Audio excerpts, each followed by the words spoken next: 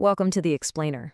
Today, we're tackling a single piece of paper that holds a notoriously terrifying reputation in the world of electrical engineering. We are demystifying the Smith chart. If you're a focused learner ready to decode the unseen, almost magical rules governing modern wireless communications, well, you're in the exact right place. Let's get into it. Okay, let's dive right in. When undergraduate engineering students first lay eyes on this chart, the reactions usually range from sheer terror to profound confusion. I mean, just look at it. It looks like a complex wormhole straight out of a sci-fi movie. In fact, on a lot of printed versions, right there on the page, someone has literally stamped the words black magic. But despite looking totally daunting, millions of copies have been printed, and its underlying logic is hard-coded into the absolute most advanced measurement software we use today. So why is this chart everywhere? It's because it solves one of the most paradoxical problems in electrical engineering. It's essentially a mathematical mystery box. The core question we need to answer today is this: how exactly do you trap infinity inside a single finite circle? To understand how it pulls off this seemingly impossible feat, we really need to look at the physics of the problem it was trying to fix in the first place. To do that, we actually have to step back nearly 100 years. It's 1928, and a young engineer named Philip H. Smith just landed his first job at Bell Labs. At the time, Americans were placing more than 65 million telephone calls a day. 65 million! But those calls were severely limited by physical copper cables. There were 0 telephone lines crossing the Atlantic Ocean. So Smith was handed a massive challenge for the 1920s: bounce radio signals from New Jersey all the way across the ocean to receivers thousands of kilometers away in places like England and Argentina. And he had to do this using an array of massive directional antennas. Now, to beam a signal that far, Smith linked up more than 20 antennas with over 2 kilometers of transmission line. The goal was to focus the beam and amplify the power by like 400 times. But he hit a massive physical roadblock. When he sent a signal down the line, a huge portion of the power was just bouncing backward before it ever reached the emitting antennas. More than half the power was simply reflecting back at him, totally lost. It was a complete showstopper. So why does electricity bounce like this? Well, it all comes down to the type of power being used. With direct current, or DC, like what you get from a standard battery, you've got a constant voltage driving a steady current. It's smooth, it's predictable.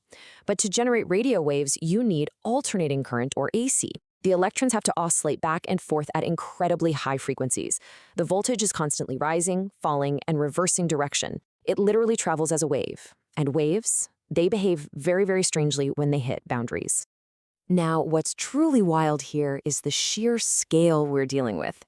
Smith was working with radio waves in the megahertz range.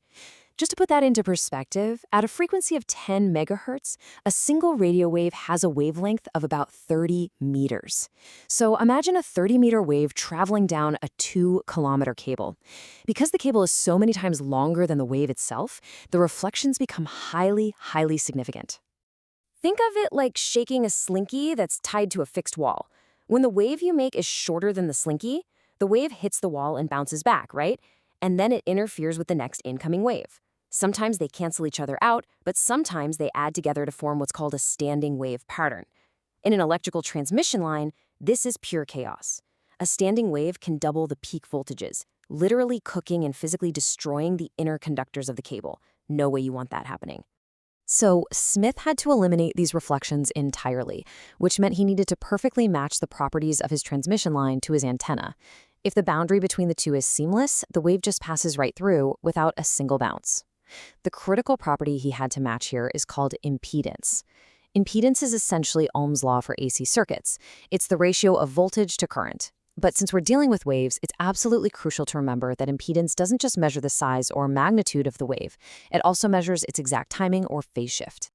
And this is exactly why matching impedance is such a total nightmare. It's not just one thing.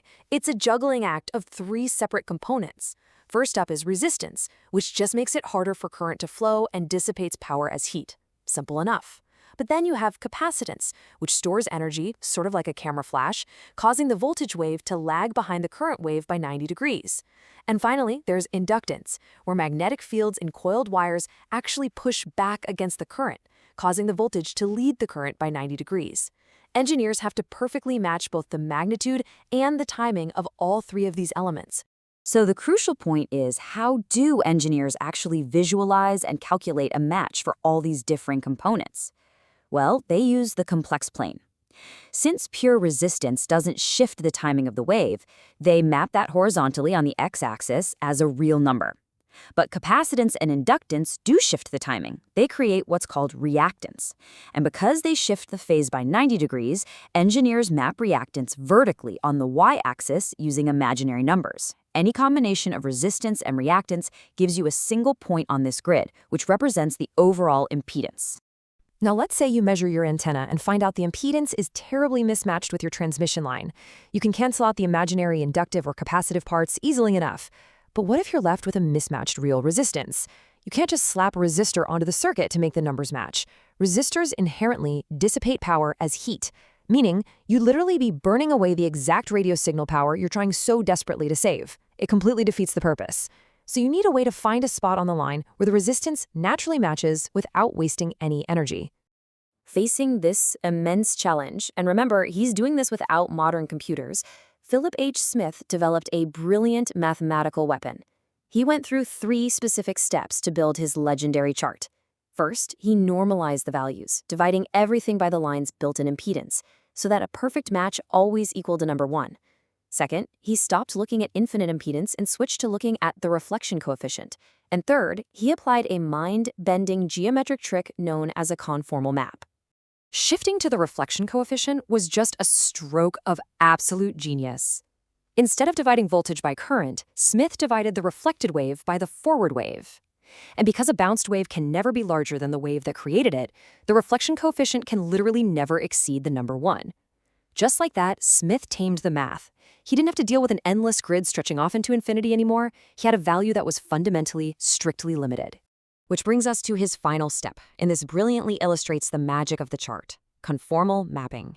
By multiplying the infinite impedance plane by a complex function, specifically 1 over z, he warped the entire mathematical space. Straight lines of constant resistance and reactance on an endless grid literally curled into themselves. But at a micro level, all the angles and shapes were perfectly preserved. Every single impedance value that used to stretch off to infinity was smoothly folded and trapped inside one single elegant circle. So, if you're an engineer holding this piece of paper, how do you actually decode the magic? It's surprisingly intuitive once you see it. One family of circles represents your resistance. The other family of intersecting circles represents your reactance. Where they cross, that's your exact impedance. Furthermore, your distance from the very center of the chart tells you the severity of your wave reflection. And here's the real kicker. As you trace a circle around the center of the chart, you're mathematically mapping what happens as you physically walk down the length of the transmission line. You just rotate until you find the exact spot where the resistance naturally matches. And that leads directly to the practical fix. Once you've rotated around the chart to find that perfect resistance match, you're still going to have some imaginary reactance left over. But instead of using a resistor, you splice in a stub. This is just a dangling piece of extra transmission line connected to the main cable. Think of it like a little cove branching off a fast-moving river. Water runs in, hits the back wall, and flows out. By cutting that physical stub to the exact millimeter determined by the Smith chart, you perfectly time the returning electrical wave to completely cancel out the bouncing signal. Poof! No reflections and zero wasted power. It's brilliant. But the story doesn't end with just one man.